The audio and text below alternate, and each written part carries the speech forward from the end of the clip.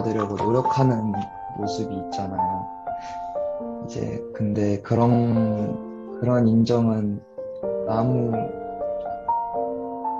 제 자신을 구원해 주는 것도 아니고 그 잠시의 기분만 좋을 뿐 결국 자기의 욕구를 채우기 위해서 하는 행동이라고 생각해요. 그래서 역시 저희를 알아주시는 건 하나님밖에 없다는 생각이 들었어요. 저는 본문 말씀 읽고선 생각이 든 게 현서와 말같이 저희가 항상 살아갈 때 한 주를 살아갈 때 하나님을 약간 잊고 사는 그런 시간들이 좀 많은 것 같은데요. 특히 직장에서 일을 할 때 좀 그걸 많이 느꼈던 것 같아요. 어느 순간 제가 일을 하고 있음에도 제가 좋아하는 일을 하면서도 불구하고 되게 욕심도 많이 생기고 뭔가 저보다 위에 뭔가 상사가 있다고 하면 더 인정받으려고 노력을 내가 인정받아야 하는 게 제일 중요해서 그게 1순위가 돼서 좀 살아가는 것 같더라고요. 근데 사실상 하나님께서 저희에게 주신 달란트는 또 다 다른 것들이고 하나님이 말씀하시는 뭐 받아들이는 것 그것은 제가 다른 사람들을 받아들이는 데 있어서 하나님이 저에게 주심과 같이 저도 그들을 그렇게 사랑하고 줘야 되는 것들이 받아들이는 거고 인정해주는 그런 것들인데 좀 잘못 알고 살아갈 때가 되게 많은 것 같더라고요. 그래서 평소에 살아갈 때도 조금 더 제 자신을 좀 내려놓고 하나님 말씀 안에서 살아가도록 노력해야 되는 것 같아요. 저는 제가 하나님이 아니라 사람들한테 인정받으려고 했던 그 마음을 반성하게 됐던 것 같아요. 이게 사람이다 보니까 앞에서 다 말씀하신 것과 같이 하나님께 인정받는 일보다 이렇게 먼저 주위에 있는 사람들한테 남들보다 뒤처지지 않고 싶고 인정받고 싶고 그런 마음이 먼저 설 때 앞서는 것 같은데 하나님 믿는 사람으로서 그런 마음들을 좀 더 버리려고 자제를 하고 예배 이런 것들을 좀 더 참석을 함으로써 그런 마음을 잊지 않고 주중에 이렇게 지키려고 노력을 해야 하는 것 같아요. 내가 인정받아야겠다고 너무 욕심 부리지 말고 하나님께서 인정해 주시는 것이 진정한 믿음이 아닐까라고 생각했습니다. 자비인 생각했습니다. 우리 여러분들이 얘기하신 것처럼 이제 우리가 사람들하고 같이 살잖아요. 우리 주변에는 다 사람들이에요, 그렇죠? 그리고 하나님은 우리 눈에 안 보여요, 그렇죠? 하나님은 영으로 존재하시는 분이기 때문에 우리 눈에 안 보여요. 그러다 보니까 우리 눈으로 보이는 내 옆에 있는 그것이 동료일 수도 있고 상사일 수도 있고 후배일 수도 있고 스승일 수도 있고 부모님일 수도 있고 내 주변에 있는 사람들에게 먼저 인정받기를 원해요. 그런 사람일수록 대부분이 어떤 사람이냐 자존감이 낮은 사람이에요. 그러니까 자존감이 높지 않으니까 끊임없이 누구한테 인정받아야 되고 끊임없이 누구한테 좋은 소리를 들어야지만 이게 채워지는 거야 내가. 그런데 누군가가 나에게 조금이라도 나를 인정해주지 않는 이야기를 하면은 견디지를 못하는 거죠. 나는 열심히 한다고 했는데 내가 한 열심히 혹시 뭐가 방향이 잘못되는 걸까? 라고 하나님께 다시 한번 또 기도해보는 이런 믿음을 가지고 이런 생각을 가진 사람이 성숙한 사람인 거예요. 대부분 사람들이 문제가 생기거나 실패하는 이유 중에 하나는요, 자기 감정을 잘 못 다스리는 사람들이 항상 어떤 일에 실패를 해요. 그러므로 그리스도께서 우리를 받아 하나님께 영광을 돌리심과 같이 너희도 서로 받으라라고 이야기를 해요. 너희 모두 다 죄인인데도 내가 너희 받아줬잖아. 내가 있는 자리에서 최선을 다하고 내가 나를 사랑하고 내가 나를 사랑하는 만큼 다른 사람을 사랑할 수 있는 사람이 성숙한 사람이고 그 사람이 행복한 사람이고 그 사람이 진짜로 그리스도인인 거예요. 여러분들이 예수님께서 우리가 죄인임에도 불구하고 우리를 위해서 십자가에서 돌아가시고 우리를 받아주신 것처럼 하나님의 자녀로 삼아주신 것처럼 우리도 서로가 서로를 그렇게 받아주는 믿음이 있게 되기를 바랄게요. 주님, 우리를 받아들여 주셔서 너무나 행복합니다. 주님이 우리를 인정해 주셨습니다. 하나님 아버지, 우리도 다른 사람들을 받아줄 수 있도록 가르쳐 주시옵소서. 우리와 너무나 다른 사람들까지도 말입니다. 어느 누구도 판단하고 싶지 않습니다. 주님이 그러셨던 것처럼 우리도 친절하게 사람들을 용납하는 법을 배우고 싶습니다. 오늘 우리가 만나는 모든 사람을 어떻게 대해야 할지 알려주시옵소서. 예수님의 이름으로 기도드렸습니다. 아멘.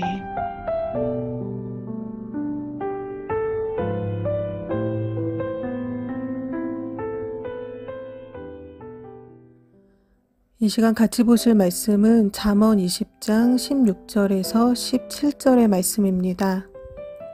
16절의 말씀 보시겠습니다. 타인을 위하여 보증이 된 자의 옷을 취하라. 외인들의 보증이 된 자는 그 몸을 볼모 잡힐지니라. 아멘.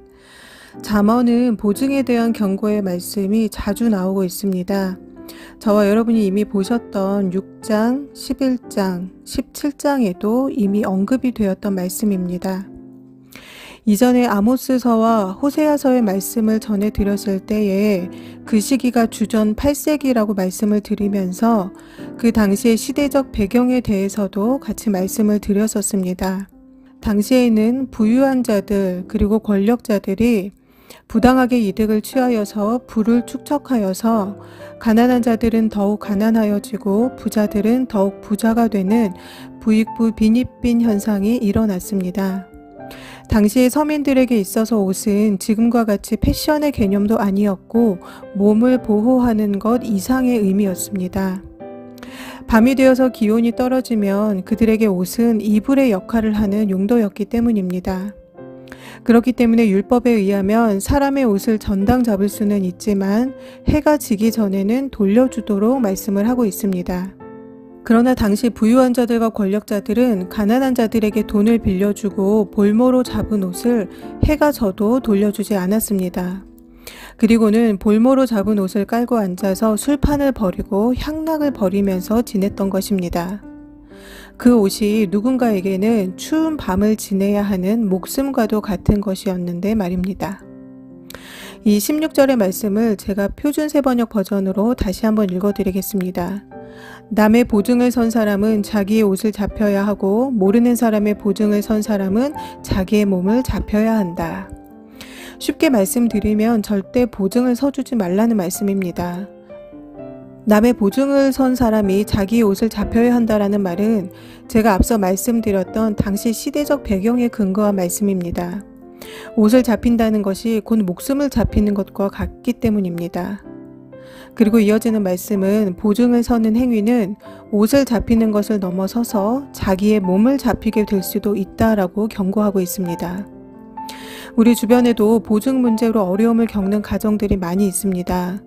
특별히 믿음 생활하는 사람들 간에 이러한 행위를 하지 말기를, 또 보증을 부탁하는 것도 보증을 서주는 것도 절대로 하지 말 것을 잠언 말씀은 반복적으로 경고하고 있습니다. 17절의 말씀을 보시겠습니다. 속이고 취한 식물은 맛이 좋을 듯하나 후에는 그 입에 모래가 가득하게 되리라. 아멘. 현진건 작가의 운수 좋은 날이라는 작품을 혹시 아시나요?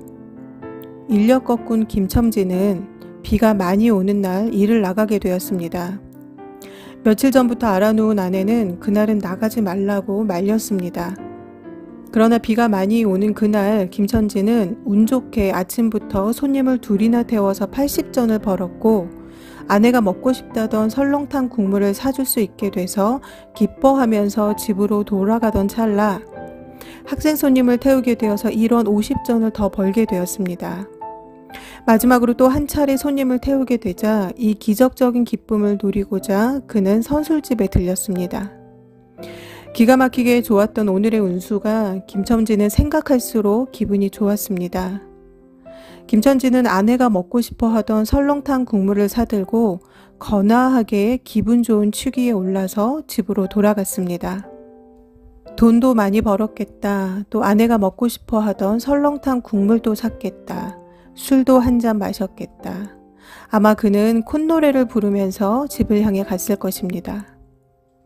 그러나 집에 도착해 보니 아내는 이미 숨져 있었고 아이만이 죽은 엄마의 빈 젖꼭지를 빨며 울고 있었습니다.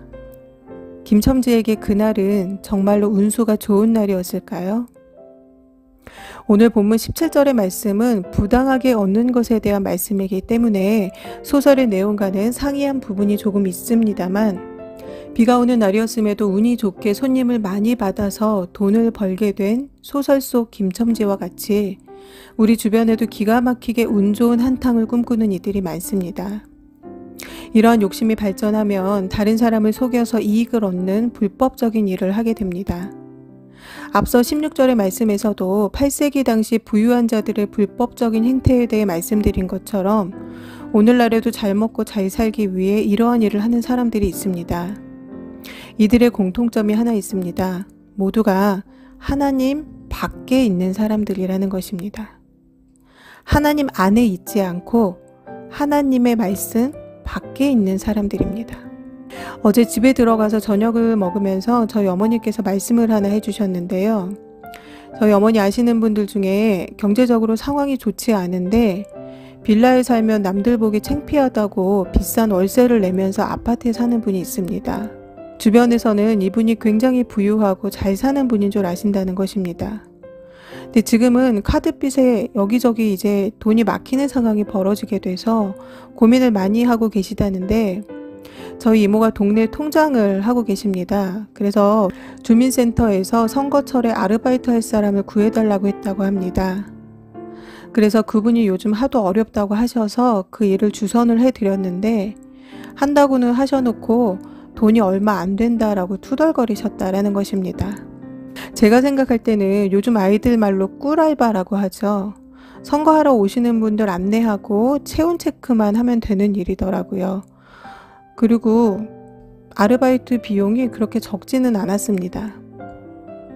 요즘 세상은 참 이상한 게 노력한 만큼 돈을 버는 것에 대해 감사하지도 않고 칭찬하지도 않습니다. 노력한 만큼 버는 게 중요한 게 아니라 많이 버는 게 중요하다는 생각을 하는 사람들이 많기 때문입니다. 오늘 본문인 잠언 20장 16절에서 17절의 말씀은 보증에 대한 것과 부당하게 이득을 취하는 것에 대한 말씀이었습니다. 우리가 정말 하나님만을 바라보고 산다면 이러한 행위는 하지 않을 것입니다. 하나님을 기쁘시게 하기보다는 사람에게 인정받고 남에게 도움을 받아서라도 내 모습을 유지하여서 사람에게 잘 보이고 싶은 욕심 때문에 일어나는 일입니다. 사람들은 차가 있음에 감사하지 못하고 또 차가 작다고 불평하고 또 국산차여서 불평합니다. 그리고 집이 있음에도 불구하고 감사하기보다는 평수가 작다고 불평을 합니다.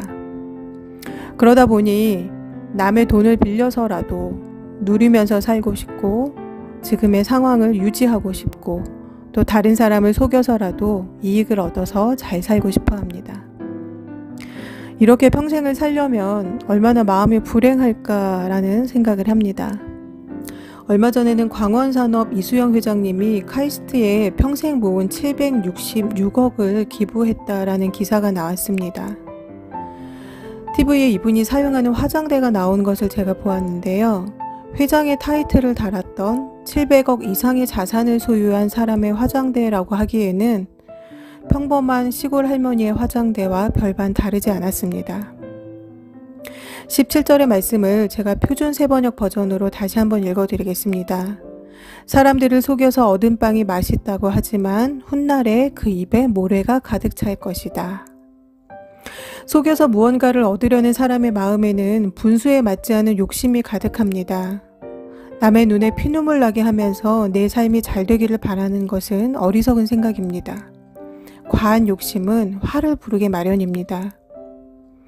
2021년도 선교회가 조직되면서 계속해서 임원진들이 선출되었고 또 각 선교회별로 계획을 세우면서 같이 일을 해 나가게 되실 것입니다.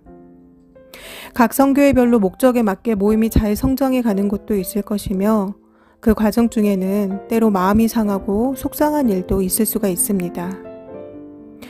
그러나 중요하게 기억해야 할 것은 목적에 맞는 선교회가 돼야 한다라는 것입니다. 이름은 선교회로 모였는데 선교보다 다른 것이 목적이 되어서 서로 마음 상하는 일이 생긴다면 그 선교회는 선교회로 성장하기 어려울 것입니다. 하나님의 은혜가 아닌 세상의 근거한 행위들이 오간다면 그 공동체는 하나님이 이끄시는 공동체가 아니기 때문입니다. 사람이 아닌 하나님을 기쁘시게 하는 하나님의 목적에 맞는 선교회가 되도록 다 함께 기도하여서 노력한다면 넘치면 넘치는 대로 또 부족하면 부족한 대로 하나님의 은혜가 충만하게 있게 될 줄 믿습니다. 오늘 주신 말씀을 같이 읽으신 후에 다 함께 기도하시겠습니다. 타인을 위하여 보증이 된 자의 옷을 취하라. 외인들의 보증이 된 자는 그 몸을 볼모 잡힐지니라. 속이고 취한 식물은 맛이 좋은 듯하나 후에는 그 입에 모래가 가득하게 되리라. 아멘. 다 함께 기도하시겠습니다.